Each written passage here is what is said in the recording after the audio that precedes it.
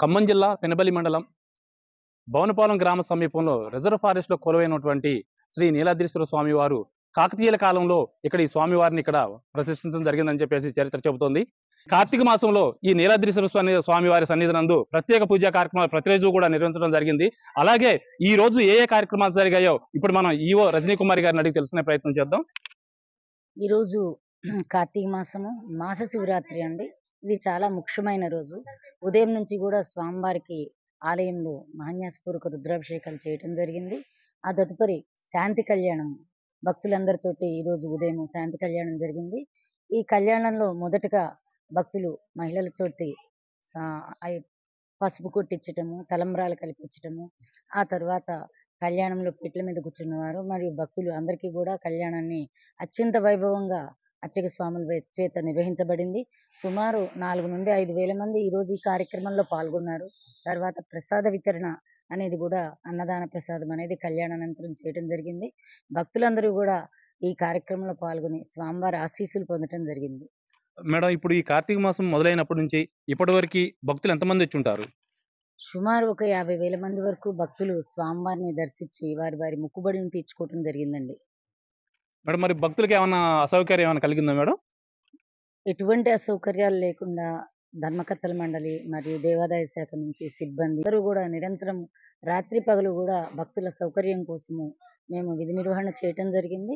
ఎటువంటి లోటుపాట్లు కూడా ఇక్కడ జరగలేదండి.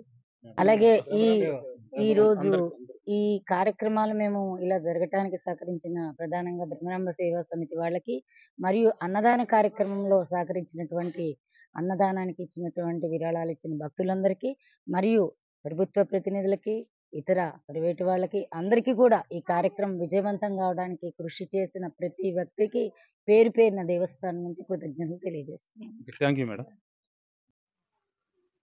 ఈ కార్తీక మాసంలో ఈ నీలద్రీశ్వర స్వామి వారి సన్నిధి యందు ఇక్కడ డైరెక్టర్లు కానీ చైర్మన్ నరసరావు గారు కానీ భక్తులకి ఏ ఏ ఏర్పాట్లు చేశారు, వీళ్ళ సహాయ సహకారాలు గుడికి ఎలా ఉన్నాయి అనేది ఇప్పుడు మనం వీరిని అడిగి తెలుసుకునే ప్రయత్నం చేద్దాం. వారికి ఏం చేసి వారికి దీపారాధన గురించి వాళ్ళకి చుట్టూ నెట్టి వేయడం జరిగిందండి. ఎందుకంటే దీపారాధన అనేది కార్తీక మాసంలో విశేషమైన విషయం అండి.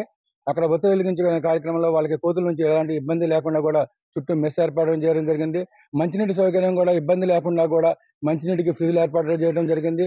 మరియు డైలీ ప్రసాద వితరణ కూడా ప్రతిరోజు కూడా వచ్చిన భక్తులకి ప్రసాద వితరణ కూడా జరిగిందండి. అలాగే కోనేరు దగ్గర కూడా ఎటువంటి అసౌకర్యం ఇబ్బంది కలగకుండా కూడా మహిళలు స్నానం చేసిన తర్వాత వాళ్ళకి ఇబ్బంది లేకుండా కూడా వాళ్ళ వస్త్రాలు ధరించడానికి కూడా వాళ్ళు తాత్కాలికంగా ఏర్పాటు చేయడం జరిగింది స్నానాల గదులు.